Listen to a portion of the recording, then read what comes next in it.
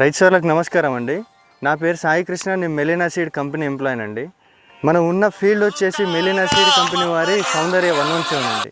Teja variety అయిన సౌందర్య 117 ఫీల్డ్లో ఉన్నామండి.